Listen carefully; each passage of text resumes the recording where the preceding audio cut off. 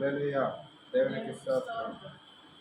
యోహాను సువార్త 8:1 11 వరకు. 8:1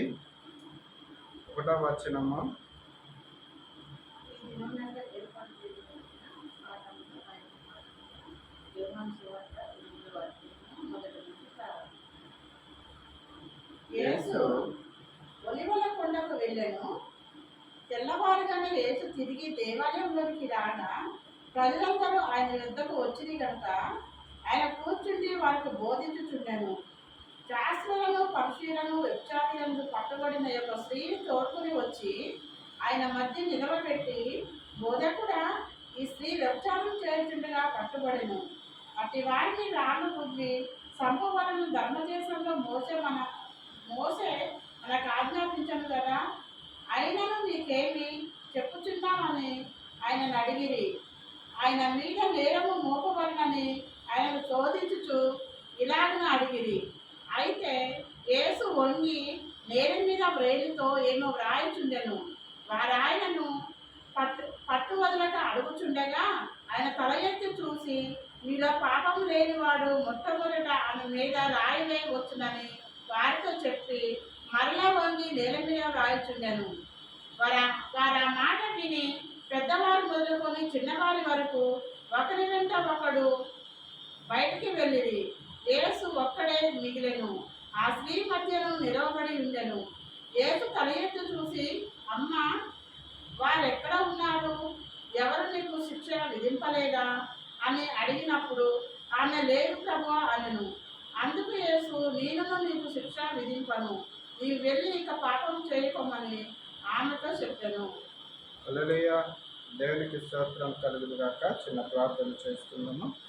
పరిశుద్ధుడా, మహోన్నతుడా, సర్వశక్తిమంతుడా, సర్వాధికారి, నిన్న నేడు ఏకరీతికున్నవాడా తండ్రి, ఈ పరిశుద్ధ గ్రంథంలో మాటలు, యోహాను సువార్త 8:1 మాటలు, పాపాత్మురాలైన స్త్రీ తండ్రి, ఆమె జీవితాన్ని కొరకు తండ్రి, ఆనాడు శాస్త్రులు, పరిచర్యలు తండ్రి, ఆమె వ్యభిచారం చేయుచుండగా పట్టబడి తండ్రి, ఆమెని సంఘంలోకి తీసుకొని వచ్చి, దేవాలయంలోకి తీసుకొని వచ్చి, అయ్యా నీ ఎదుట నిలవబెట్టినప్పుడయ్యా నీవు తీర్పు తీర్చు, నువ్వైతే ఏమి చేస్తావు ఈ స్త్రీ విషయంలో మరి అనేసి అడిగినప్పుడు తండ్రి మాట్లాడిన దేవా నీకే హృదయపూర్వకమైన కృతజ్ఞత స్తోత్రములు.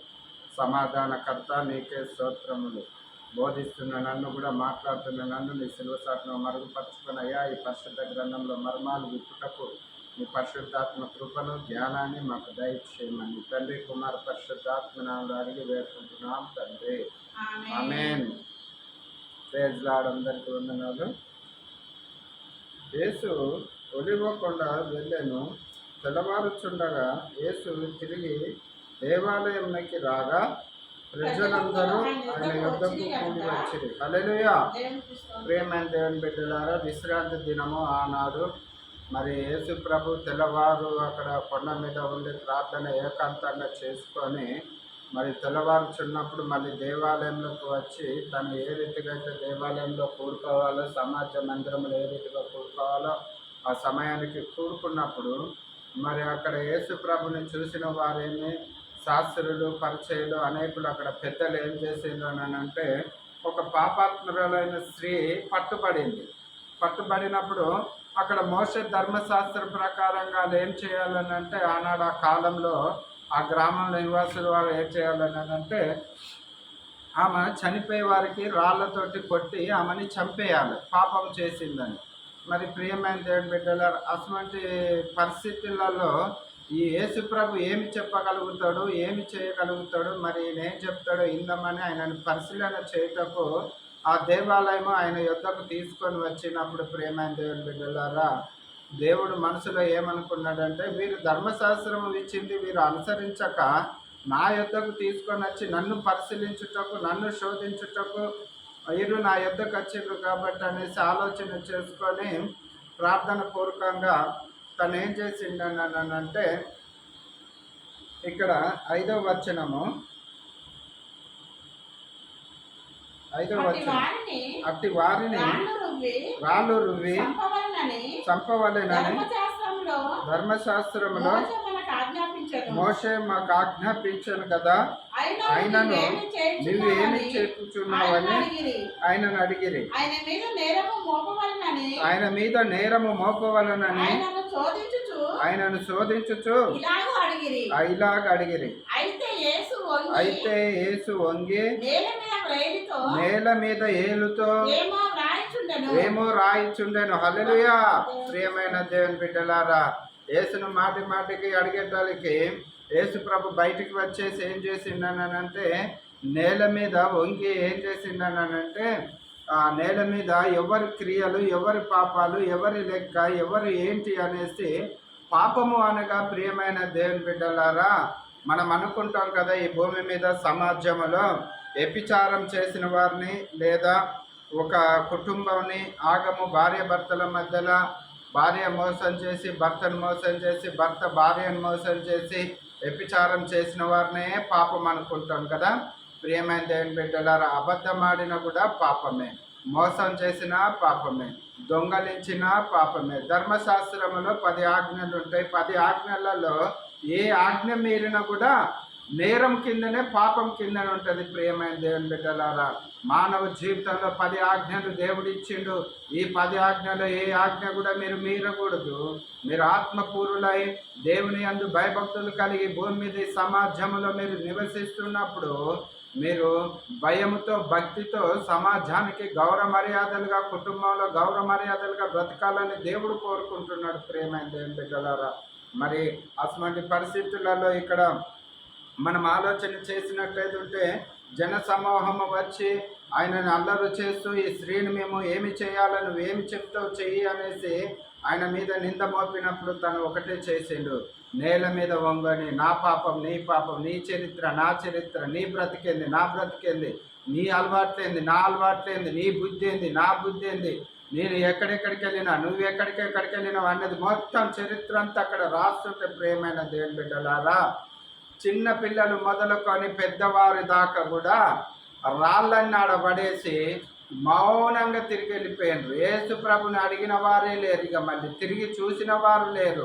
ఆ పాపాత్ములైన స్త్రీని, అక్కడ వ్యభిచారం చేసిన స్త్రీని కొట్టి చంపవలసింది పోయి వారి క్రియలు వారికి ముఖం ముందు కనపడగా వారి పేర్లతో సహా అక్కడ రాస్తుండగా వామ్మో ఈయన మా జీవిత చరిత్రని చెప్పేస్తున్నాడు, ఇంకెన్ని బయటకు వస్తాయో, మేము కూడా పాపం చేసిన వారమే కదా, ఈమె మీద రాయి వేయుటకు మేము అర్హులము కాదు, ఈమెను నిందించుటకు మేము అర్హులము కాదు, మేము చాటి మాటగా నోటి మాటలతో వీరిని నిందిస్తున్నాం, అవమానపరుస్తున్నాం. కానీ ప్రియమైన దేవుని బిడ్డలారా, అవును సమాజంలో ఈరోజు కూడా ఇదిగో ప్రియమైన దేవుని బిడ్డలారా, మన ఇంట్లో పరిస్థితి మనకు తెలియదు, కానీ బయట ఇంటి వారి కోసం మనం సంభాషణ చేస్తాము, ఇరుగు పొరుగు వారి కోసం మాట్లాడతాము, మన గృహంలో మనం ఏం చేసుకుంటున్నాం, మన గృహంలో పరిస్థితులు ఎట్లున్నాయి, మన గృహంలో కోసం ఆలోచించము, మన బిడ్డల కోసం ఆలోచించము, మన కుటుంబం కోసం ఆలోచించము. కానీ బయట సమాజం విషయంలో ఆలోచించుతాము, సమాజం విషయంలో మాట్లాడుతుంటాం. ప్రియమైన దేవుని బిడ్డలారా,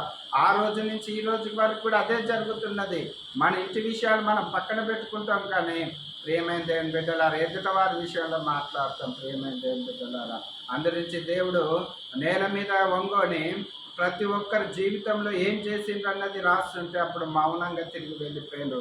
చిన్న పిల్లలు మొదలుకొని పెద్దవారి దాకా, మరి అప్పటిదాకా వారి భయంకరమైన రాళ్ళు చేతులు పట్టుకొని ఉన్నారు. ప్రియమైన దేవుని బిడ్డలారా, ఎవరు ఆపినా కూడా ఆపలేని పరిస్థితులు ఆ సంఘటనలో గ్రామం అంతయు పెద్దలు మొదలుకొని చిన్నలు మొదలుకొని రాళ్ళు పట్టుకొని వచ్చిండ్రు. ప్రియమైన దేవుని బిడ్డలారా, ఒకసారి ఆలోచన చేద్దాము.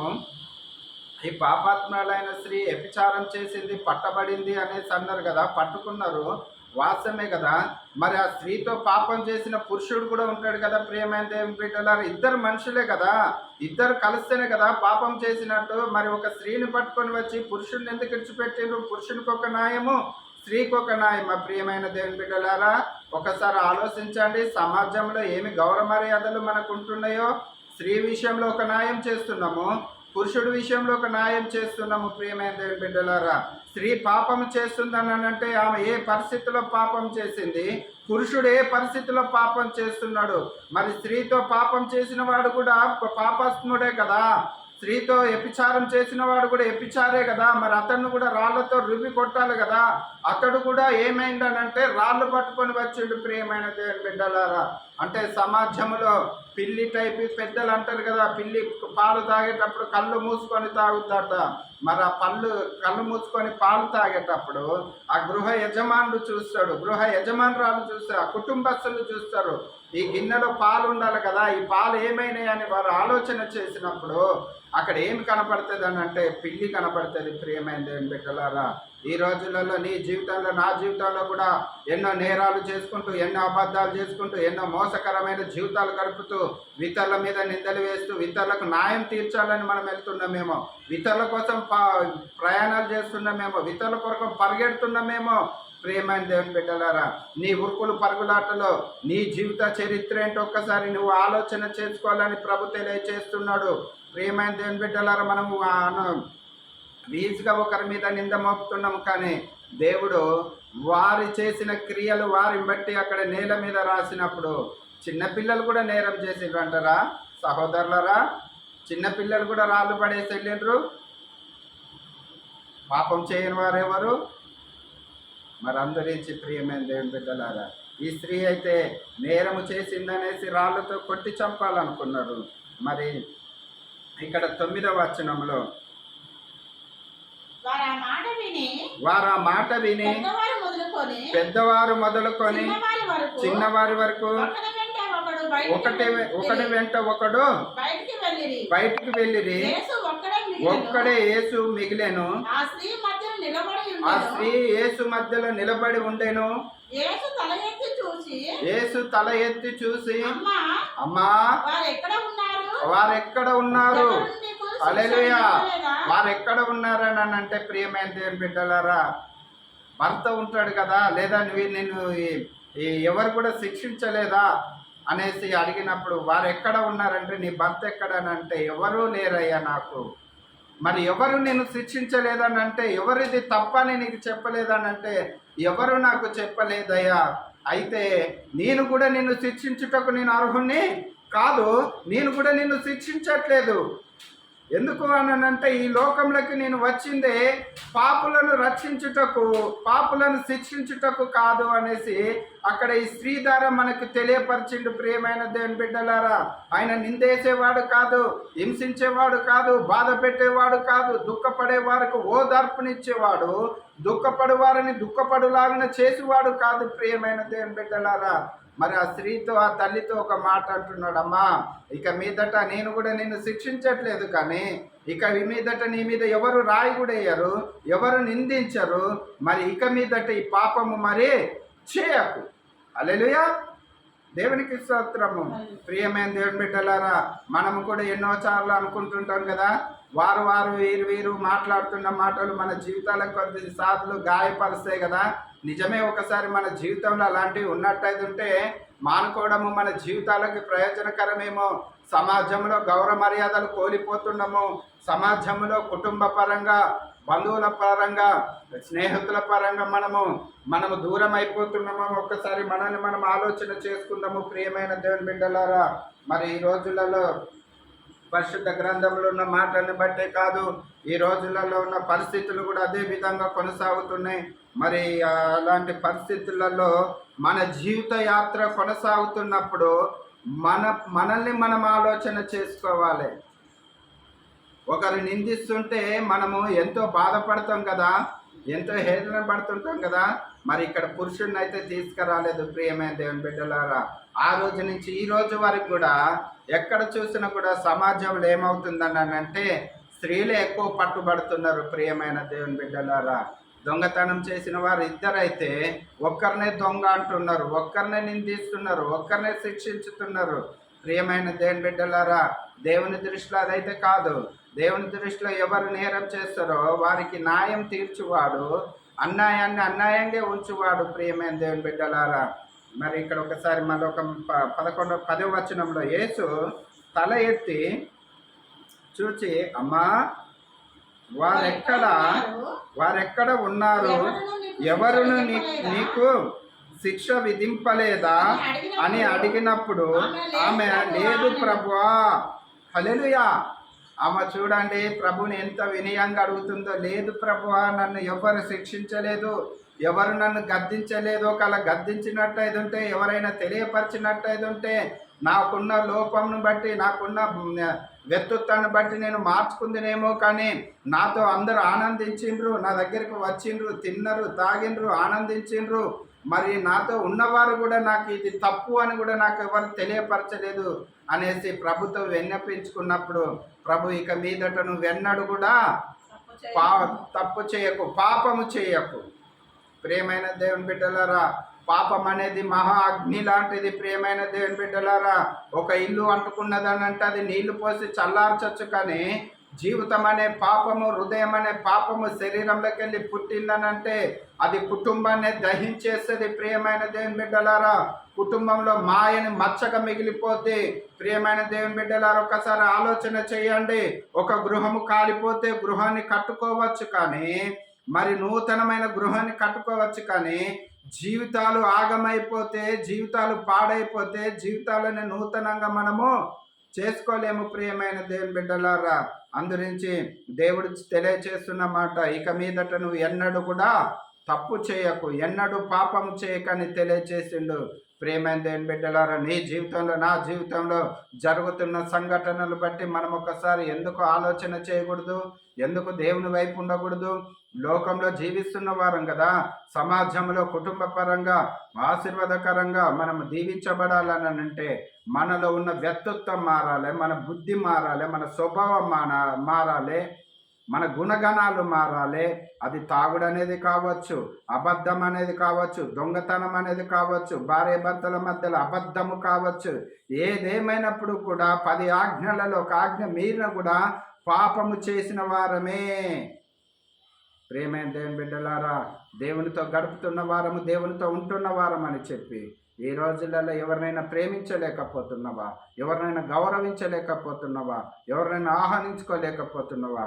ఏ స్థితిలో మన జీవితం కొనసాగుతుందో ఒకసారి మనల్ని మనం ఆలోచన చేసుకుందాము. దేవుడు ఇట్టి మాటల్ని దీవించి ఆశీర్వదించునుగాక. ఆమేన్. ప్రార్థన చేసుకుందాము. పరిశుద్ధుడ, మహోన్నతుడ, సర్వశక్తిమంతుడయ్యా, ఇదిగో నా దేవ, ఈ పాపాత్ములైన స్త్రీ కోసం తండ్రి, యోహాను సువార్త 8:1 వచనంలో ఉన్న మాటలను మేము ధ్యానం చేసుకున్నామయ్యా. 12వ వచనం దాకయ్యా ఈ మాటలలో ఉన్న సారాంశాలు మా జీవితాలలో ఒకళ్ళ తండ్రి నోటి మాటల ద్వారా, అబద్ధం ద్వారా, క్రియల ద్వారా, మోసం ద్వారా మేము కూడా జీవిస్తున్న వారి లెక్క ఉంటూ మేము ఒక్కసారి మమ్మల్ని మేము కూడా ఆలోచన చేసుకొని మా జీవితాలను సరిచేసుకొని నీకు మహిమకరమైన జీవితాన్ని ప్రకాశింప చేయమని తండ్రి, కుమార, పరిశుద్ధాత్మ నామములో అడిగి వేడుకుంటున్నాము తండ్రి. ఆమేన్.